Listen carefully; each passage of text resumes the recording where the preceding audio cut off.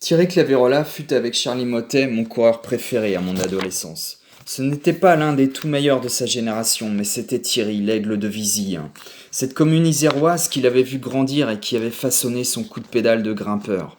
Un type discret, bosseur, venu un hiver sur invitation du club cycliste d'Ennebon, près de chez moi, faire un cyclocross avec les spécialistes bretons parmi lesquels Christophe Le Montagnier. Il avait traversé la France avec sa voiture personnelle pour taquiner du sous-bois pendant 1 heure et répondre à quelques interviews. Pas la grosse tête pour un sou. Pourquoi il me fascinait? À l'époque, je m'identifiais davantage au grimpeur. Ce que j'aimais surtout chez lui, c'était ses longues chevauchées sur 3, 4, 5 cols d'affilée. Tandis que 2 jours plus tard, sur une étape au profil analogue, il pouvait totalement s'écrouler. Fragile et magnifique à la fois, je pense que je résume assez bien ce grand champion qu'il a été. Thierry a démarré sa carrière chez les professionnels en 1983 et l'a terminée en 1994. Il a connu différentes équipes, dont à ses débuts l'équipe semi-professionnelle de l'UCP Lucin, montée avec un minuscule budget, émanant en majeure partie de la ville de Saint-Étienne. Engagé dans ces dernières années dans le Team Z aux côtés du grand Greg Lemon, puis Gann dirigé par Roger Leget, c'est toutefois sous les couleurs de RMO qu'il va connaître ses plus beaux succès, entre 1986 et 1991. Son épreuve fétiche, le Dauphiné libéré, qui il est vrai se déroulait dans son jardin. Il y remporte de nombreuses étapes, décroche presque à chaque édition le classement du meilleur grimpeur, monte sur le podium à 2 reprises, deuxième en 90, troisième en 1989, quatrième en 1987. Généralement, le dicton répandu en cyclisme est qu'un bon Dauphiné annonce un bon Tour de France. Mais Claverola ne possède pas les qualités d'un rouleur et n'a encore moins de prédisposition pour les contre-la-montre individuels. Le profil du Tour n'est jamais celui du Dauphiné, épreuve de 7 étapes dont pratiquement 4 ou 5 en moyenne et haute montagne. Alors il va concentrer ses efforts là où il excelle, la montagne, et principalement celle des Alpes.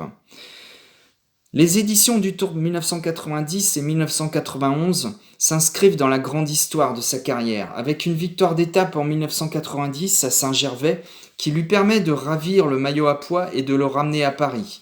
En 1991, il renoue avec un nouveau succès d'étape à Morzine après un long périple partagé avec l'ami Thierry Bourguignon.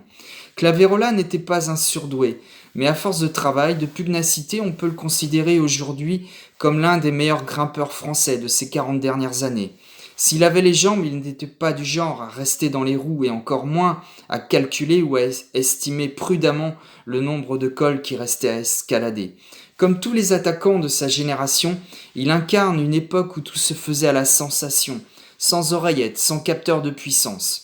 Il n'a pas manqué grand-chose à Thierry pour connaître l'heure de gloire. Un beau jour de septembre 1989 sur le circuit de Chambéry, tiens, pas loin de chez lui une fois de plus, qui accueillait cette année-là les championnats du monde sur route. Au terme d'une improbable échappée qui aura duré 2 tiers de la course, il lâche tous ses compagnons et se retrouve seul en tête dans le dernier tour. Il est à quelques doigts de devenir le nouveau champion du monde français 8 ans après Bernard Hinault. Mais c'est sans compter sur son équipier, Laurent Fignon, qui ramène 4 coureurs sur son porte-bagages, dont Lehmann, le futur vainqueur. Ce jour-là, Thierry a failli tutoyer le ciel, simplement failli. Thierry, tu as décidé de nous quitter en 1999, parce que la vie était devenue trop compliquée pour toi. Sache que toutes ces années plus tard, je pleure encore ton départ, et nous le pleurons tous, passionnés de cyclisme, et passionnés surtout par tes belles envolées dans les Alpes.